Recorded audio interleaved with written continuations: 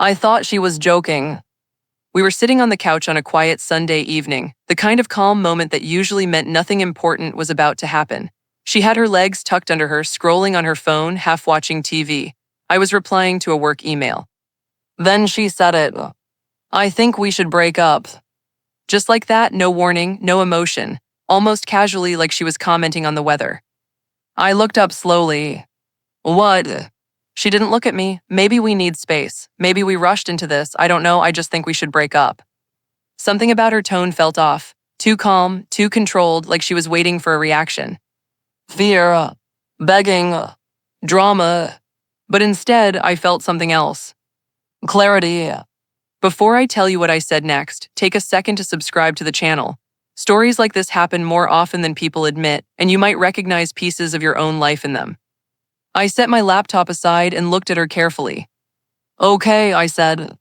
Her head snapped toward me. Okay, she repeated. Yeah, I said calmly, if that's what you want. She blinked, clearly not expecting that answer. I just think it might be best, she continued, her confidence faltering slightly. All right, I said, your things are in the closet, I'll help you pack. Silence. Not the peaceful kind, the heavy, suffocating kind. Her eyes widened. Wait, what? You said you want to break up, I replied. I'm respecting that. I didn't mean right now, she said quickly. I just meant we should think about it. I stood up. I don't think relationships are something you threaten when you're bored or upset, I said quietly.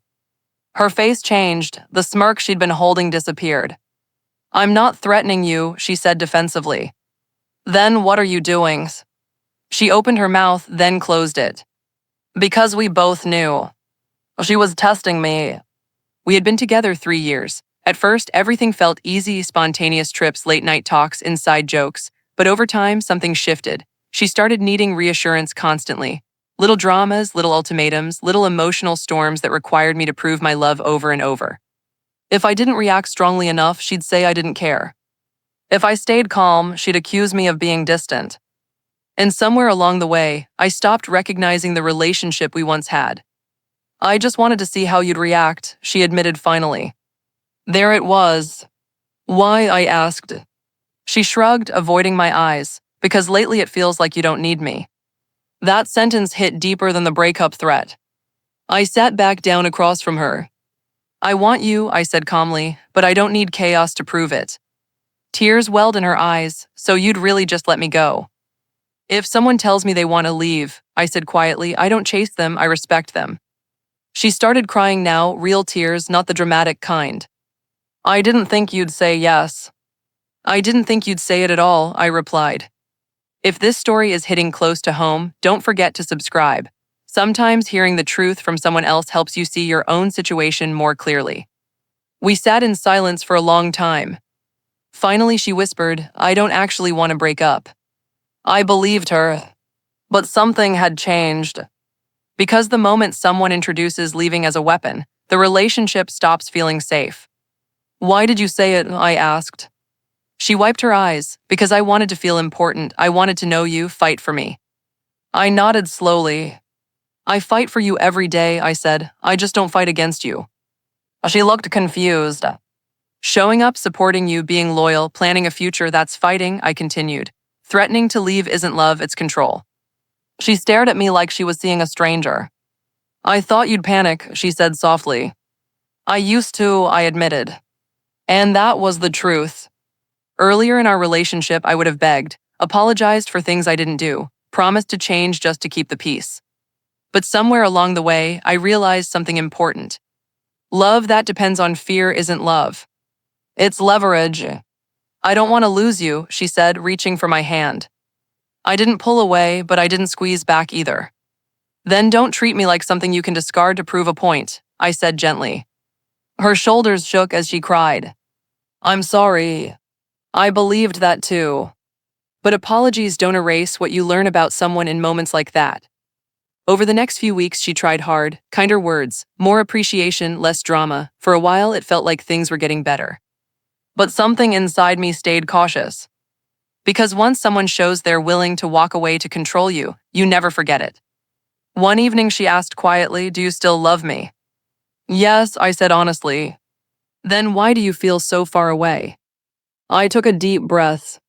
Because love needs safety, I said, and I'm still waiting to feel safe again. She cried again that night. Not because I was cruel. Because I was calm. Months later, things improved slowly. Not perfect, real. We started communicating instead of testing each other, saying what we felt instead of staging emotional traps. One night, she said something I'll never forget. When you agreed to break up, it scared me more than anything you could have said. Why, I asked. Because I realized I could actually lose you. I nodded. That's the part people don't think about when they play games, I said. Sometimes the other person stops playing.